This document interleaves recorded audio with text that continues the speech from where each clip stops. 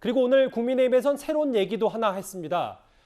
당시 2020년 9월 문재인 전 대통령은 이 남북통신선 단절 때문에 이 사건에 대한 대처가 힘들다 이렇게 밝힌 바가 있었는데요. 그런데 이것도 사실이 아니라는 겁니다. 이번 사건에서 가장 아쉽게 부각되는 것은 남북 간의 군사통신선이 막혀있는 현실입니다. 긴급시 남북 간의 군사통신선을 통해 연락과 소통이 이루어져야 우발적인 군사적 충돌이나 돌발적인 사건, 사고를 막을 수 있고 남북의 국민이나 선박이 해상에서 필요할 경우에도 구조협력을 원활히 할 수 있습니다. 적어도 군사통신선만큼은 우선적으로 복구하여 재가동할 것을 북측에 요청합니다. 당시 문재인 전 대통령 2020년 9월에 남북 간의 군사통신선이 단절된 게 현실이다. 복구돼야 여러 대처와 협력이 가능하다고 했는데 실제로 조금 더 들여다보니까 이현정 의원님. 네. 물론 5개 채널은 불통되고 끊어져 있었는데 2개 연락 통도는 가동이 있었다. 연결이 돼 있었다. 이걸 오늘 또 새롭게 얘기를 했더라고요. 그러니까 이 시점이 이제 개성공단 남북공동연락사무소가 이제 폭파된 이후지 않습니까? 이제 그 남북공동연락사무소에 뭐 통신은 일단 연락이 안 됐을 것이고요. 그리고 또 여기 보면 남북 이제 통신 시험 연락선, 그다음에 청와대에 있는 연락선 이런 것들이 이제 가동이 안 됐다는 거죠. 예. 근데 보면 지금 이제 이 유엔사가 관리하는 판문점 직통전화는 됐다는 거 아니겠습니까? 왜냐하면 북한의 통전부에서 김정은에 대한 여러 가지 그때 당시에 뭐 미안하다, 사과한다. 이거는 그 라인을 통해서 온 거거든요. 예. 자, 좋습니다. 이게 예를 들어서 그냥 문재인 대통령 이야기에 따라서 아무리 가동 안 됐다 그러면 그 다음에 어떤 조치를 취할 수 있을까요? 그건 뭐냐면 우리가 제가 통일부를 이제 출입했었는데요. 보통 우리가 북한 측에서 통신을 안 받으면 예. 이 판문점에서 이 마이크로 이야기를 합니다. 마이크로 북한의 통일각이 있기 때문에 그 마이크를 해서 자 이런 이야기가 있다라고 마이크를 통보를 하면 북한 측에서 뭐 듣든지 안 듣든지 간에 어쨌거나 북한 측이 거기에 통일각에 사람이 있기 때문에 그런 방식으로 통화를 해요. 만약 이것도 안 된다 그러면 예. 제가 볼 때는 예를 들어서 언론에다가 이 사실을 알리는 겁니다. 왜냐하면 북한은요 우리나라 뉴스를 24시간 다 이제 보고 있거든요. 그러면 예를 들어서 우리 통신이나 우리 방송이나 그다음에 CNN이라든지 외국 방송이나 여기에 속보로 이걸 예를 들어서 우리 측 공무원이 표류해서 북한 측에 넘어가 있다 지금. 그리고 북한 측에 넘어가서 뭐 살아있다라든지 간접적으로라도 그렇죠. 알려야 된다. 이런 예. 식으로 알리면 북한 측에서도 우리 쪽에 어떤 이 사람이 넘어가 있고 이 부분에 대해서 우리가 보고 있구나라고 생각했을 거거든요. 그러니까 지금 문제는 뭐냐면 지금 이제 하 의원도 계시지만 밝힌 게 문재인 대통령이 그 3시간 동안 살아있을 동안 어떠한 지시도 안 내렸다는 게 지금 해경의 증언이지 않습니까? 예. 그렇다면 그때 문재인 대통령이 자 모든 수단과 방법을 가리지 말고 북한 측의 이 공무원을 일단 살려두도록 해라 라고 이야기를 했더라면 아마 통일부나 이런 데서 많은 방법을 생각해냈을 겁니다. 그러니까 지금 일단 현재로서는 이 통신선이 살아있었다는 이야기고 또 이 통신선이 살아있다 않다 하더라도 다른 방법을 통해서 충분히 예를 들어 북한 측에 우리의 의사를 전달할 수 있기 때문에 예. 지금 대통령이 이야기한 거는 결국 이제 그동안 우리가 관리하던 중요한 핵심 라인 이거는 이제 차단이 됐어요. 그 말고 이외에도 사실은 할 수 있는 방법이 많다는 거죠. 하 의원님 그러면 뭐 이 부분 적극적으로 하지 않을 생각을 했다가 그러니까 그 이유를 댄 게 군사통신선 단전 현실이 이렇다.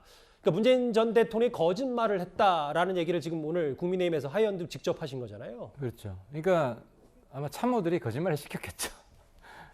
문 대통령이 여기까지는 또 하 의원님의 주장입니다. 예, 예. 제 주장인데 문 대통령이 고의로 뭐 거짓말을 했을까 저는 뭐 그런 생각을 하고요.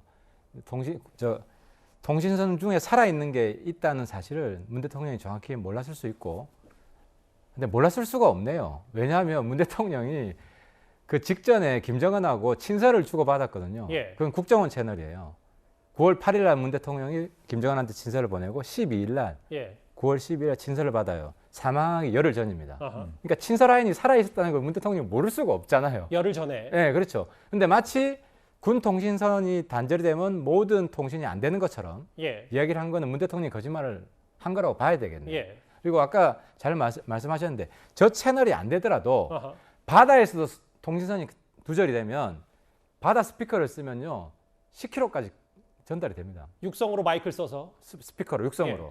그럼 NLL 가까이 와가지고 막 소리 치면 여기 실종된 사람이 있는데 혹시 북한에 도달하면은 보내줘라. 예. 이런 이야기하면 의사가 전달이 되고 음흠. 제가 그게 굉장히 아쉽다는 이유는 김정은이 굉장히 유례 없이 빨리 사과를 했습니다. 예. 그러니까 이 문제를 가지고 그 남쪽하고 무슨 트러블을 만들고 싶지 않다는 걸 보여줬거든요. 예. 그럼 그 정도 자세였으면 우리가 요구했으면 저는 충분히 살 수 있었다. 그 김정은의 태도에서 드러난다. 아하. 그러면은 남북 관계가 이게 오히려 좋아지는 계기가 될 수도 있었는데 이건 문재인 정부한테 굉장히 뼈아픈 사실입니다. 지나치게 소극적이었다 이 말씀이시죠? 그렇죠. 대통령이 처음 6시경에 보고를 받았을 때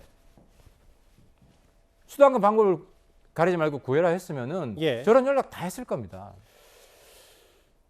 앞서 자막이 잠깐 지나갔는데요. 장현주 변호사님. 오늘 오후에 또 지금 민주당 의원들이 긴급히 성명을 발표했어요. 특히 청와대 출신 민주당 의원들이 여당이 서해 공무원의 비극을 정치적으로 활용하고 있다. 이렇게 또 비판 목소리를 높였거든요.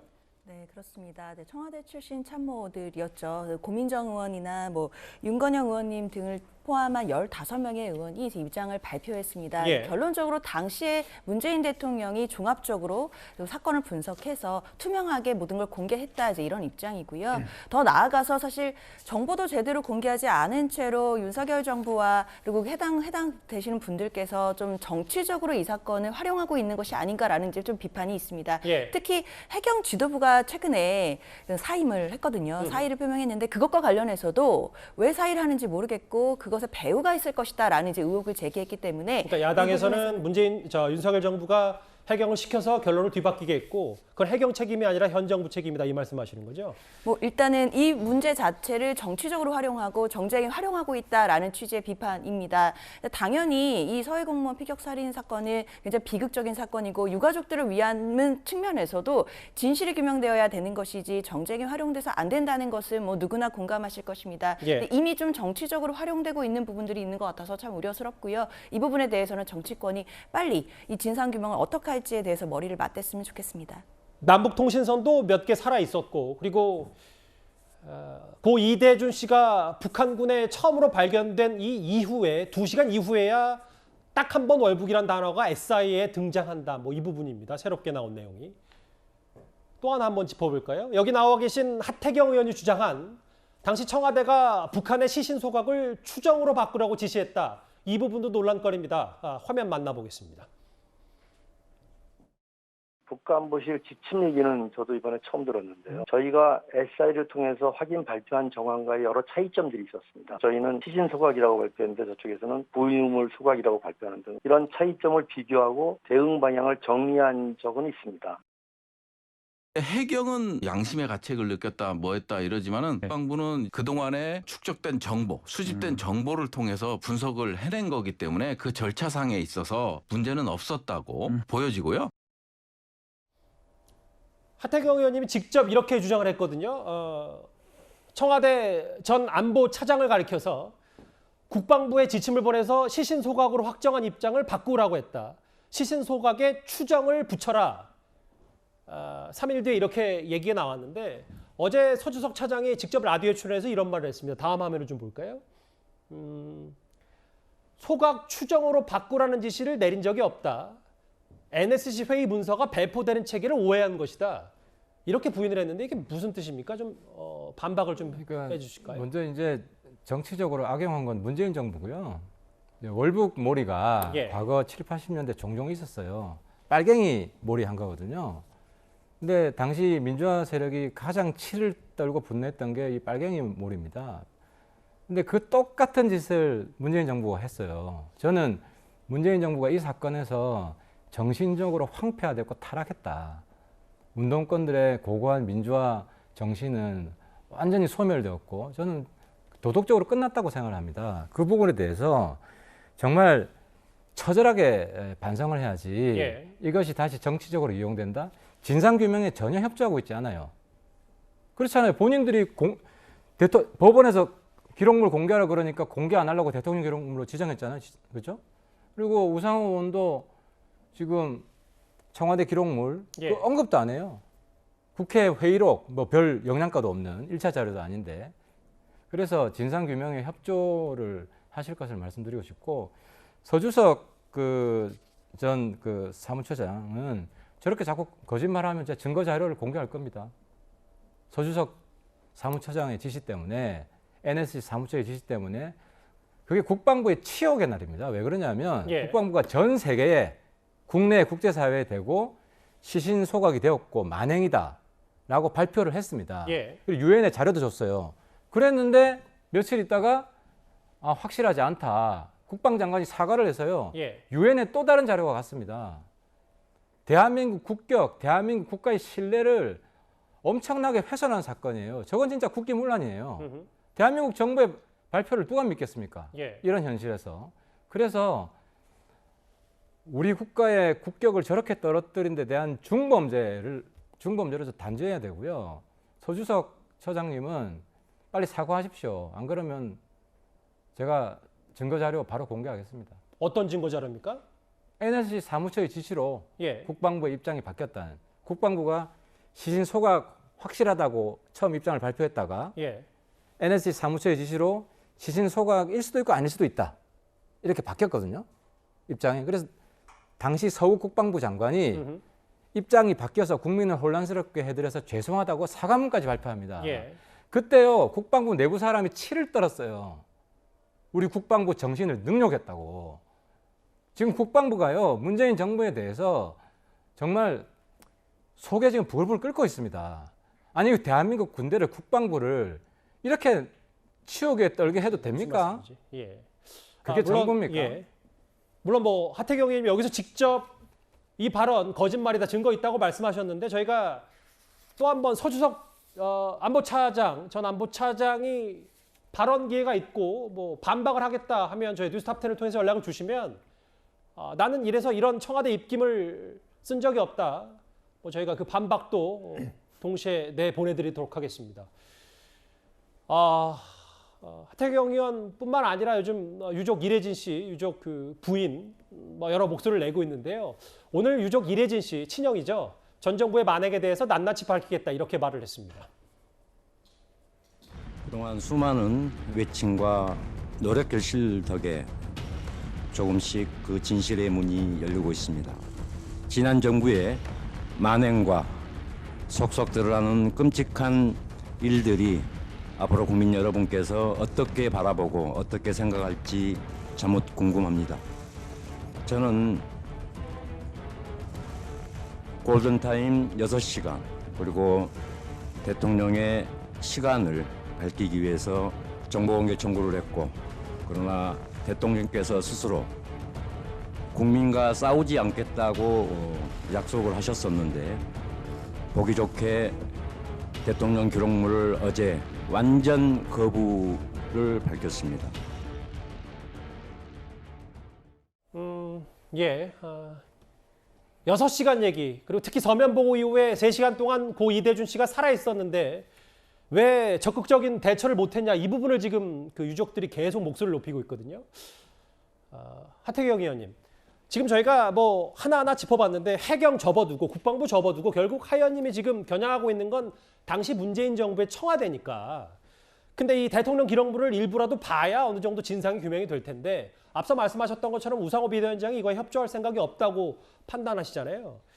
대통령 기록물 조금이라도 못 보고 지금 목록도 못 보는 상태면 뭐 법적으로는 아무런 방법이 없으니까 앞으로 어떻게 하실 겁니까? 아니 볼 방법이 있습니다. 일부분은 어떻게 왜 보냐면은 당시 청와대에서 내린 공문 있잖아요. 예. 어제 열람을 못했어요. 왜냐하면 이것도 대통령실에서 생산한 거기 때문에 대통령 지정 기록물이 아니냐는 그런 입장으로 보수적으로 접근을 하더라고요. 국방부에서.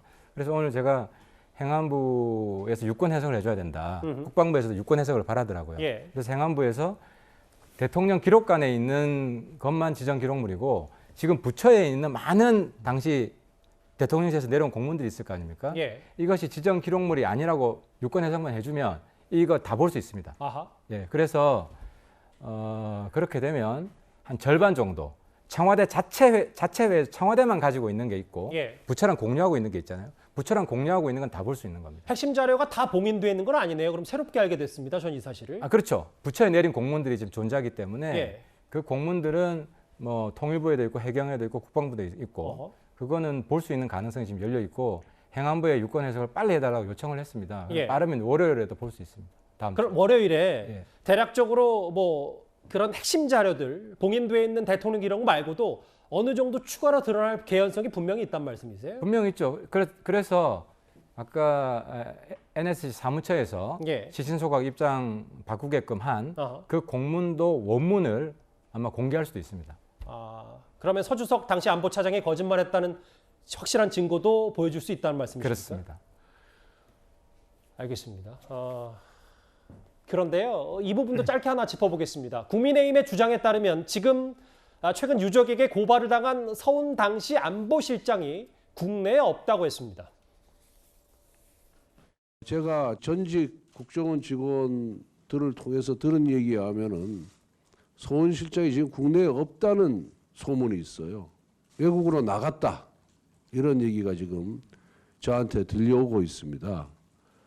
이 서훈 전 실장이 하루빨리 귀국해서 이 사건의 진실을 밝히는데 협조할 의무가 있다는 말씀을 드립니다. 서훈 실장이 지금 국내에 없는 모양이죠. 이걸 또 국민의힘에서는 또 여러 루트를 통해서 확인했고 실체를 규명하는 데는 꽤 중요한 인물이기 때문에 언급을 하는 거겠습니다. 빨리 입장을 밝혀야 될 것 같습니다. 서훈 전 안보실장 입장을 밝히지 않으면 어디 숨었다라는 이런 비판이 나올 수밖에 없잖아요. 뭐 서주석 그 NSC 사무처장 입장이 밝혔듯이 전 서훈 전 안보실장이 바로 좀 입장을 밝혔으면 좋겠고요. 만약에 예. 해외에 있다면 한국에 들어와서 컨트롤 타워는 사실 서훈 안보실장이거든요. 핵심은 예. 그리고 서훈 안보실장이 소집한 예. 그 23일 두 번 회의에서 아마 이 큰 그림이 좀 그려졌다고 우리들이 의심하고 있습니다. 그러니까 입장이 22일에서 24일로 완전히 바뀌게 된, 월보게 된 입장이. 그래서 23일 회의가 서훈 안보실장 소집이기 때문에 최고 책임자입니다. 실무적으로는. 그래서 저는 서훈 안보실장이 본인의 명예를 위해서 그리고 대한민국의 명예를 위해서라도 바로 입장을 좀 밝혀주기를 바랍니다. 일단 하태경 의원의 말씀은 이르면 월요일이라도 행정안전부 유권 해석을 통해서 2020년 9월에 청와대와 오고 갔던 부처 간의 주요 공문도 어느 정도 받아보고 그걸 추가로 공개할 수 있다. 이 새로운 얘기를 하셨어요. 그렇죠. 국방부에서 청와대 보고한 건 우리가 봤습니다. 예. 다 받고 예를 들어 시신소각 같은 경우도 제가 여기서 밝히지만 청와대랑 협의해가지고 예. 발표한 겁니다. 그러니까 청와대가 처음엔 동의를 한 거예요. 처음에는 시신 소각이라고 규정하고 확실하다. 국방부에서 발표하기 전에 청와대랑 상의를 했고 청와대에서 오케이 해서 발표해 놓고 북한의 통지문에서 시신 소각한 적 없다는 내용이 나오니까 그 다음 날 이제 입장을 좀 바꿔라. 눈치 보고 추정이라는 단어를 붙였다 이 말씀이신가요? 그렇죠. 그 공문이 내려온 겁니다. 파장이 좀 있을 것 같고 월요일에 또 하 의원님 목소리도 주목을 해볼게요. 이번 주제 정리하기 전에 그런데 이현정 의원님. 네. 오늘 해경 청장을 비롯해서 지도부가 모두 물러나겠다 뜻을 밝혔는데 근데 윤 대통령이 또 오늘 오후에 반려를 했어요. 지금 감사원 감사 진행 중이다. 뭐 이렇게 얘기를 했습니다. 일단 이제 오늘 오전에 그 해경의 치안감 이상 간부 9명이 이제 전원 사의를 표명을 했는데 조금 전에 아마 윤 대통령이 일단 반려를 했습니다. 왜냐하면 이 사건 관련해서는 이제 감사원 감사가 지금 진행 중에 있거든요. 왜냐하면 당시 해경이 청와대 민정수석실의 모 행정관으로부터 어떤 면에서 보면 이런 방향으로 즉 월북 방향으로 이 수사를 좀 해달라라는 지시를 받았다는 일부 보도가 있었어요. 이제 그렇다면 과연 당시에 해경 지도부가 과연 이런 보고를 받았는지 여부, 그 다음에 당시에 이 주무부처인 인천해양경찰청이 이 발표를 할 때 이거 좀 이게 월북에 대해서 확정적이 않다 해서 발표를 하지 않고 또 이걸 또 이제 그 다른 중부해양경찰청으로 넘겼고 중부해양경찰청에서도 좀 이게 적절하지 않다고 그래서 결국 본청에서 발표를 했다는 거잖아요. 그렇다면 이 과정들 왜 인천해양경찰청에서 중부해양경찰청으로 중부해양경찰청이 왜 본청으로 넘어가서 본청해양경찰청에서 결국은 이걸 발표를 했고 그 다음에 이제 이 사건이 있고 난 다음에 당시에 발표를 했던 본청 그 당시에 이제 발표자와 그다음에 관련된 사람들이 전원 승진을 했다는 이야기가 있습니다. 그렇다면 이들은 어떤 근거로 승진을 한 것인지 뭐 이런 등등에 대한 이제 그 감사원 감사가 진행 중이기 때문에 그 결과에 따라서 책임질 사람과 책임지지 않을 사람 이런 걸 가려내고 아마 하겠다 이런 뜻인 것 같습니다. 하태경 의원이 긴급히 나와주셨는데 마지막으로 글쎄요 지금 어쨌든 계속 해경과 국방부는 그 중간 단계에 있는 관련 부처고 결국 문재인 정부의 청와대가 이거에 대해서 진상규명 해야 된다고 말씀을 하셨는데 지금 계속 야당에서는 정치적으로 활용하고 있다라고 얘기를 하고 있거든요. 마지막으로 하연님 새롭게 의혹을 제기한 얘기니까 문재인 정부를 위해서 향해서 뭐 한마디 하신다면 어떤 얘기를 하시고 싶겠습니까? 국민을 보호하고 국민의 생명을 지켜주고 명예가 훼손되었다면 회복시켜주는 것이 국가의 제1 책무입니다. 지금 민주당은 국가가 헌법에 규정된 정당한 사무를 할 때마다 무슨 정치 보복이니 뭐 정치적으로 해석을 합니다. 범죄를 수사하는 것도 정치 보복이고 정쟁이고 진실을 찾자는 것도 뭐 정치적 싸움이고 그래서 민주당 이런 근본적인 시각을 바꾸지 않으면 국민들이 저는 계속 심판할 수밖에 없다고 생각을 합니다. 예. 뭐 다음 주에도 또 새로운 의혹들 혹은 주장들을 추가로 발표하신다 하니까 하의원님 또 다시 모실 기회가 있을 수도 있겠습니다. 알겠습니다. 서해 피살공무원 TF위원장인 국민의힘 하태경 의원과 함께했습니다.